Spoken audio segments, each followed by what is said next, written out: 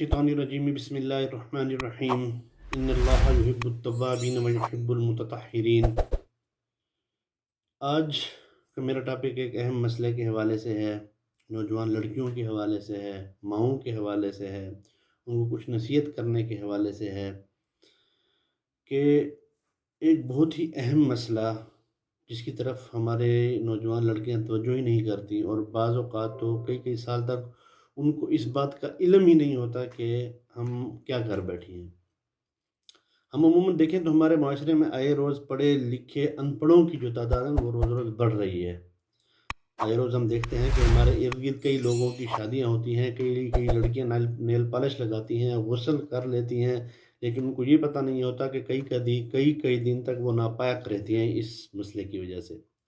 اور کچھ نے تو آرٹیفیشل نیلز جو ہے نا وہ فکس کروائے ہوتے ہیں، جو 1 یا 2 دن کے لیے ہوتے ہیں، جس کی وجہ سے جب وہ غسل کرتی ہیں تو وہ پاک ہی نہیں ہوتی، ان کو اس مسئلے کا پتہ ہی نہیں ہوتا۔ ویسے اس مسئلے کے حوالے سے میں پہلے بھی ایک ویڈیو ریکارڈ کر چکا ہوں، لیکن یہاں پر چونکہ یہ فقہی مسئلہ بتانا تو مقصود نہیں ہے، لیکن یہاں پر ایک مسئلے کی طرف توجہ کروانا مقصد ہے کہ بھئی آپ کتنی بے توجہی اور لاپرواہی کا مظاہرہ کر رہے ہیں۔ ماؤں کا فرض بنتا ہے کہ انہیں یہ سب کچھ شادی سے پہلے سکھا کر جو ہے نا وہ شوہر کے گھر بھیجے۔ شادی کی تیاری میں آپ کو اکثر کلر کنٹراسٹ سے لے کر بوتیک، برانڈ، اچھے پارلر سے تیار ہونا، سب کچھ آپ کو پوری دیانتداری سے یاد ہوتا ہے کہ ہمیں جہیز کہاں سے خریدنا ہے، اچھے کپڑے کہاں سے ملیں گے، جیولری کہاں سے بنے گی۔ تو مطلب ایک چیز ڈھونڈنے کے لیے آپ کئی مہینے ضائع کر دیتے ہیں۔ میچنگ کے چکروں میں آپ کا کتنا ٹائم برباد ہو جاتا ہے، مگر وقت نہیں ہے تو دین کے چند بنیادی جو ہے نا مسائل کا سیکھنے کا وہ آپ کے پاس ٹائم نہیں ہے۔ طہارت کے کچھ جو چند مسائل ہیں وہ سیکھنے کے لیے آپ کے پاس ٹائم نہیں ہے۔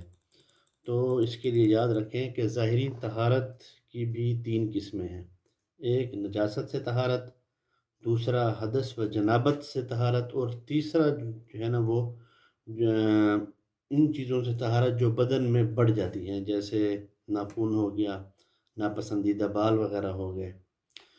تو پہلی قسم کی جو ظاہری نجاست اور پلیدگی سے جسم، لباس اور جگہ کو پاک صاف کرنا ہے، یہ اس کا مقصد ہے۔ دوسری قسم کی جو نجاست ہے، جن حالتوں میں غسل یا وضو واجب ہے، ان حالتوں میں غسل یا وضو کر کے شرعی طہارت و پاکیزگی حاصل کرنا مقصد ہوتا ہے۔ اور تیسری قسم جو ہے نا جسم کے مختلف حصوں میں جو گندگی اور میل پیدا ہوتا رہتا ہے اس کی صفائی کرنا ضروری ہوتا ہے، جیسے ناک ہو گیا، دانتوں کو اور ناپسندیدہ بالوں کو صاف کرنا۔ یہ بھی ایک اہم چیز ہے، ضروری چیز ہے۔ جس طرح اسلامی عقائد میں جو اہمیت توحید کی ہے وہی حیثیت عبادات میں طہارت کی ہے۔ جیسے توحید کے بغیر کوئی عمل قبول نہیں ہو سکتا، ویسے ہی طہارت کے بغیر کوئی عبادت قبول نہیں ہو سکتی۔ جس طرح ہم توحید کو مذہبی اعتقادات کا اصول سمجھتے ہیں، اسی طرح طہارت بھی اپنی عبادات کا دار و مدار بھی ہم اسی کو مانتے ہیں۔ حدیث شریف میں آتا ہے لا يقبل اللہ صلاۃ بغیر طہور، کہ طہارت کے بغیر جو ہے نا وہ نماز قبول نہیں ہوتی۔ یہی وجہ ہے کہ اسلامی فقہ میں سب سے پہلے طہارت کا باب پڑھایا جاتا ہے، کیونکہ طہارت نماز کی کنجی ہے اور نماز جنت کی کنجی ہے۔ اللہ تعالیٰ نے قرآن مجید میں ان لوگوں کی متعدد مقامات پر تعریف کی ہے جو صفائی کا بے حد خیال رکھتے ہیں، اسی وجہ سے اللہ تعالیٰ بھی ان سے محبت کرتا ہے۔ پھر اللہ تعالیٰ قرآن مجید میں فرماتا ہے ان اللہ یحب التوابین ویحب المتطہرین، کہ اللہ تعالیٰ بے شک توبہ کرنے والوں اور طہارت اختیار کرنے والوں کو پسند کرتا ہے۔ نبی کریم صلی اللہ علیہ وسلم کا ایک ارشاد ہے کہ اے انس رضی اللہ تعالیٰ عنہ، پوری طرح طہارت کیا کرو تاکہ تمہاری جو عمر ہے وہ دراز ہو۔ گویا آپ صلی اللہ علیہ وسلم نے درازی عمر کے لیے طہارت و صفائی کو لازم قرار دیا ہے اور ہمیشہ باوضو رہنے کو سراہا بھی ہے۔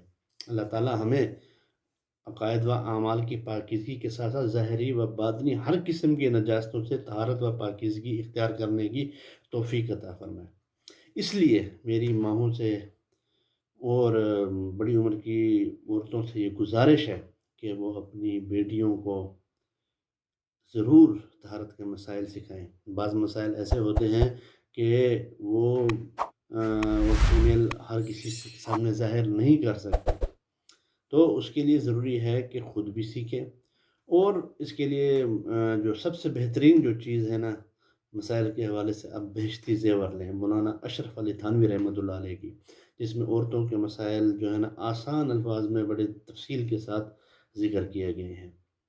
ظاہری بات ہے پاکیزگی کے مسائل ہیں، نجاست کے مسائل ہیں، اور کچھ مسائل ایسے ہوتے ہیں جو شرم و حیا سے متعلق ہوتے ہیں، تو انہوں نے ان چیزوں کو بڑا کھل کر بتایا ہے اس میں۔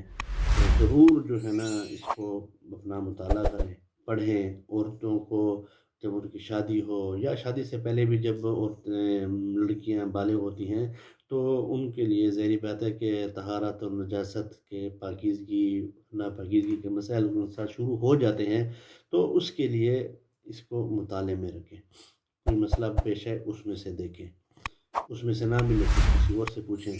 تو یہ بہت اہم اور ضروری کتاب ہے بہشتی زیور، اس کو ضرور مطالعے میں رکھیں۔ امید ہے آپ کو اس اہم مسئلے کی سمجھ آ گئی ہوگی۔ وما علینا الا البلاغ۔ السلام علیکم۔